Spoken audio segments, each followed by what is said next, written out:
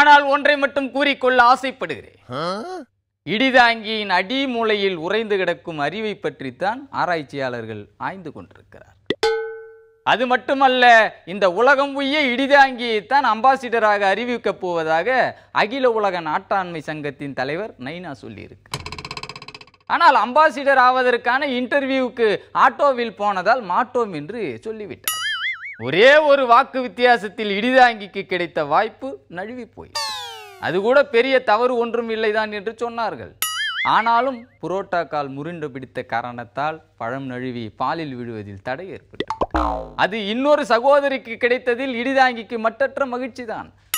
ஆக பழம் நழுவி பாலில் விழும் என்று எதிர்பார்த்து காத்திருந்த சமயத்தில் இன்னொரு இடத்தில் பாலே நழுவி தயிரில் விழுந்து விட்டதாக செய்தி வந்துள்ளது.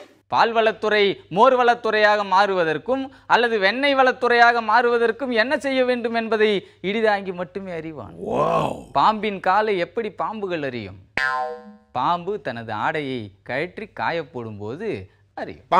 அதை போல ஆவின் பாலை எப்படி அறியும் என்றால், பாலில் உள்ள ஆடைகளை அகற்றும் போது அது அறிந்துவிடும்.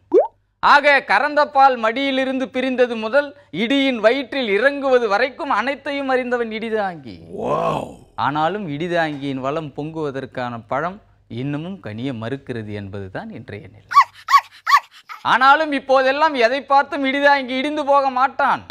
ஏனென்றால் எது நழுவி எங்கே விழும், எப்போது விழும், எப்படி விழும் என்று கணிக்க முடியாத நிலையில் இருக்கிறான் இடிதாங்கி. கிளிகளுக்கே தெரியவில்லை என்று சொல்லிவிட்டது என்றால் இடிதாங்கி யாரிடம் போய் குறி கேட்பான்? 10 பாட்டு 8 தொகை 11 கீழ்கணக்கு மட்டுமல்ல, இனியவை 40 இன்னா 40 மற்றும் அகநானூறு புறநானூறு என்று சங்க எண்கள் அனைத்தையும் கரைத்து குடித்தவனுக்கே ஒன்றும் புரியவில்லை என்று சொன்னால் என்ன செய்வது?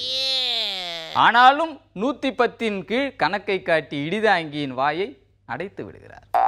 ஆக பழம் நழுவி பாலில் விழாமல் இருப்பதற்கான முக்கியமான காரணமாக கல்லை சொல்லுகிறார்கள். அதாவது கல்லால் பழுக்க வைக்க பார்ப்பதால் நேரம் காலம் மிச்சம் என்று நினைக்கிறார்கள். இந்த சூட்சமத்தை அறிந்துதான் கவுன்சிலர்களை வைத்து மேயர்களை தேர்ந்தெடுக்க செய்வதற்கான திட்டம் தீட்டப்பட்டு உள்ளதாக இடிதாங்கி அறிகிறான். ஆக இடிதாங்கி எந்த வழியில் சென்றாலும் தாழ்பால் போடப்படுவதால் இடிதாங்கியின் வளம் குன்றியே காணப்படுகிறது என்ற உண்மையை கூறி உங்கள் எல்லோரையும் எச்சரித்து விடைபெறுகிறேன். நன்றி, வணக்கம்.